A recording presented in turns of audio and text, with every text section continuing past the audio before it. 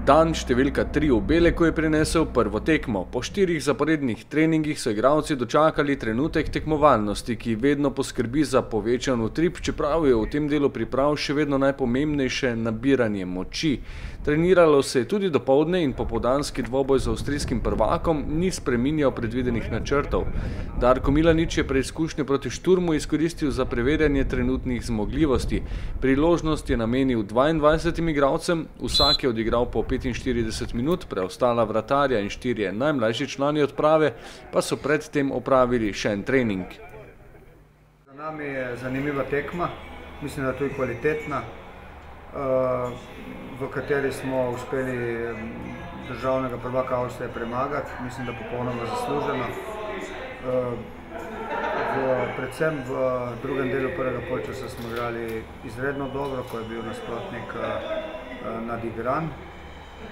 Čeprav smo na začetku tekme imeli nekaj težav, zaradi tega, ker je jasno, da je to naša prva tekma, vendar so se fantje zelo hitro zbrali oziroma prečitali način igre nasprotnika in zatem je bilo veliko manj problemov.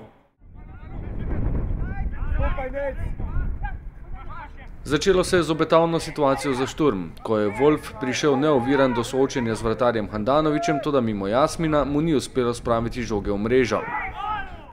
Vmes so na osrednjem igrišču hotelskega nogometnega centra Susezi ugasnili žarometi, 10-minutna prekinitev pa ni poskrbela za zmanjšanje vneme v sicer vetrovnem poznem popodnevu. V nadaljevanju se je mreža zatresla kar 5-krat. Da so fantje v vijoličastem povsem zbrani, se je izkazalo po nenavadnem dogodku v 24 minuti. Po predložku v kazenski prostor je žoga zadela Potokarja v roko in sodnik je pokazal na belo točko. To še ni bilo nič takšnega, vlogo izvajalca je prevzel Haas, nameril v desni kot, vendar je Handanović z izjemnim posredovanjem ubranil njegov udarec. Na začudenje vseh pa se je oglasil sodnik in označil, da je treba udarec ponoviti.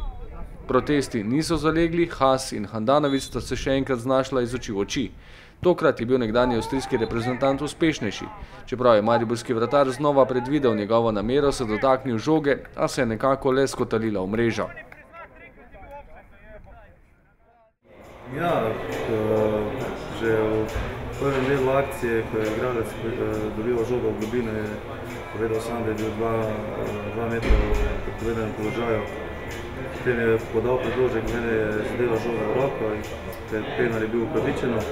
Ampak po ne vem, kaj je sodnik razmišljal, ko je prvi strel v Handanoviću dal, ne vem, kaj je razmišljal, da je ponavljal strel, to še nisem videl, nekaj nisem želel.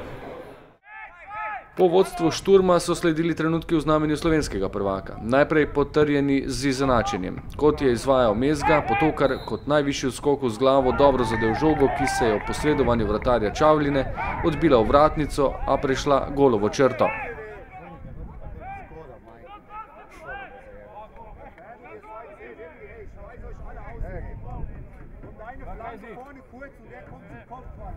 Do odmora je bilo dovolj časa za preobrat. Po spretnem preigravanju tovariša je prišel do zaključka Mezga, a v prvem poskusu ni uspel premagati vratarja Šturma.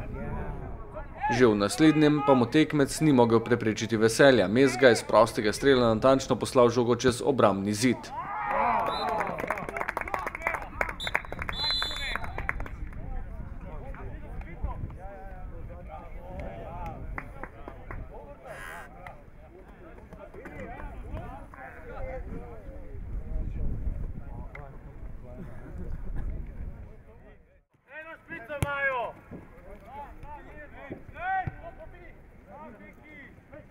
Še ena lepa poteza takoj v začetku drugega polčasa, po akciji mladostniške naveze Trajkovski ploj.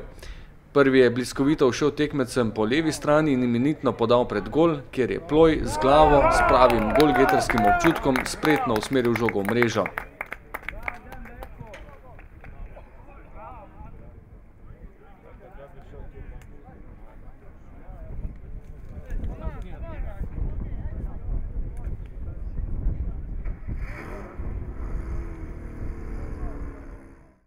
Dejan je lepo predrl po levi strani, dobro centriral, jaz sem bil na pravem mestu in zadel z glavo. Nogometaši Šturma, ki bodo že čez 10 dni začeli s prvenstvom, so skušali izkoristiti prednost v pripravljenosti, uspeli pa so le še znižati rezultat. Zadeli so iz prekinitve, po kotu je bil z glavo natančen Dudič. Poskusi v končnici se jim niso išli, tudi po zaslugi Mateja Radana, ki je po najnevarnejši akciji ustavil Kajnca.